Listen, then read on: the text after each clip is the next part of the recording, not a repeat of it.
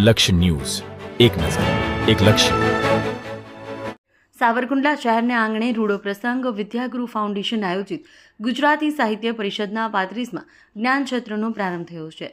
Shri વિદ્યાગુરુ foundation સાવરકુંડલાના સૌજન્યથી Gujarati સાહિત્ય પરિષદનું 35માં જ્ઞાનછત્રનો પ્રારંભ પૂજ્ય મોરારી બાપુ અને પૂજ્ય ભક્તિરામ બાપુ સાથે સાહિત્યકારોના વરદ હસ્તે કરવામાં આવેલ છે.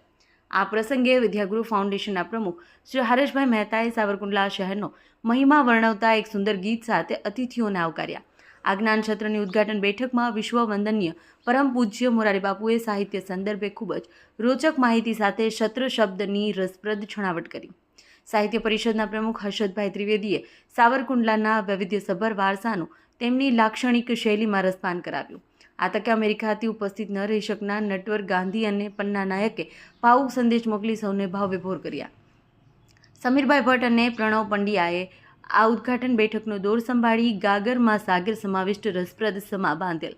આ પ્રસંગે સાવરકુંડલા ધારાસભ્ય અને ભાજપ પરિવાર તેમજ નગરપાલિકા પ્રમુખની પ્રેરક ઉપસ્થિતિ જોવા મળી. એકંદરે સાહિત્ય સાથે સાવરકુંડલાનો નાતો સતત મજબૂત રહે તેવા સંદર્ભ સાથે આભાર વિધિ રાજન ભટ્ટ દ્વારા કરવામાં આવેલ. બપોરે ભોજન વિરામ બાદ સાહિત્ય બેઠકમાં કવિ સંમેલનનો દોર વસંત જોશીના માર્ગદર્શન હેઠળ પ્રારંભ થયો. રઘુવીરભાઈ ચૌધરી દ્વારા આનંદમણનો ઉલ્લેખ સાંપ્રત સમયમાં કુશળતાની વણી લીધો. વિદ્યાગુરુ રતિલાલભાઈ બોરીસાગરે એમની હાસ્યસભર શૈલીમાં સાહિત્ય પરિષદ સાથેના પોતાના સંબંધનું નિરૂપણ કરી ઉપસ્થિતિને થોડા હળવા કરી દીધા.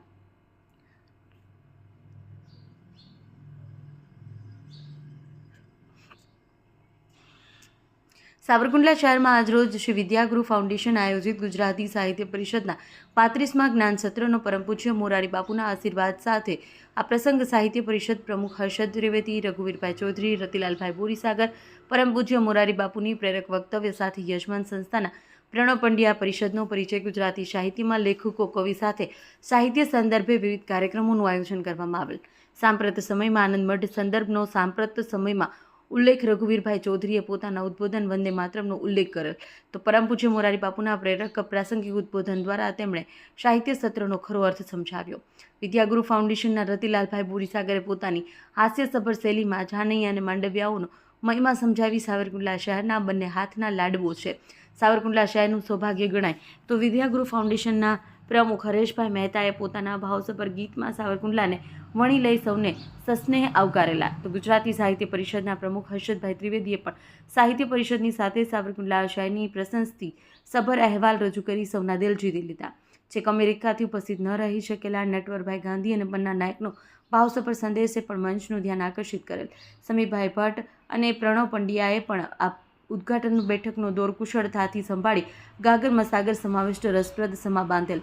ઉદ્ઘાટન બેઠકમાં શહેરના પ્રતિષ્ઠિત અગ્રણીઓ, સાહિત્ય રસિકો બેઠકો મન ભરીને માણી. આ પ્રસંગે પરમ પૂજ્ય ભક્તિરામ બાપુ, ધારાસભ્યની સાવરકુંડલા નગરપાલિકા પ્રમુખ પણ પ્રેરક ઉપસ્થિત જોવા મળે. એકંદરે સાહિત્ય સાથે સાવરકુંડલાનો નાતો સતત મજબૂત રહે એવા સંદર્ભ સાથે આભાર વિધિ રાજન ભટ્ટ દ્વારા કરવામાં આવી. બપોરે ભોજન વિરામ બાદની સાહિત્ય બેઠકમાં કવિ સંમેલનનો દોર વસંત જોશીના માર્ગદર્શન હેઠળ પ્રારંભ થયો. સમગ્ર કાર્યક્રમને સફળ બનાવવા માટે દિવ્યકાંતભાઈ સૂચક વોરા તથા પ્રકાશભાઈ કટારિયા, ડૉક્ટર રવિયા અને તેમની સમગ્ર ટીમ દ્વારા ભારે જહેમત ઉઠાવવામાં આવી. Bureau chief Yogesh Unadkat, Savarkundla, Amreli.